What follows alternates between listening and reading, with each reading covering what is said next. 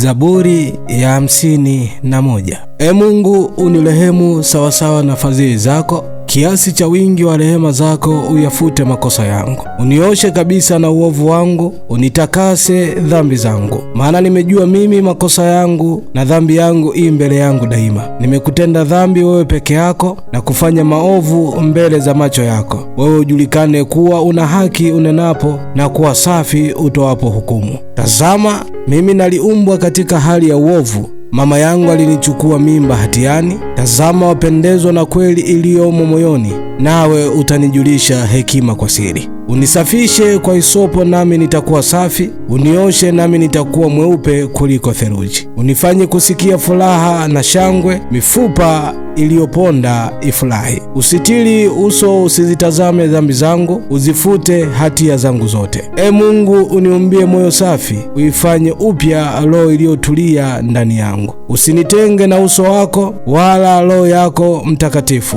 usiniondolee. Unirudishie furaha ya wokovu wako, unitegemeze kwa roho ya wepesi. Nitawafundisha wakosaji njia zako, na wenye dhambi watarejea kwako. Ee Mungu wangu, Mungu wa wokovu wangu, uniponye na damu za watu, na ulimi wangu utaimba haki yako. Ee Mungu, uifumbue midomo yangu, na kinywa changu kitazinena sifa zako. Maana hupendezwi na dhabihu, au ningetoa wewe huridhii sadaka ya kuteketeza. Dhabihu ya Mungu ni roho iliyovunjika, moyo uliovunjika na kupondeka.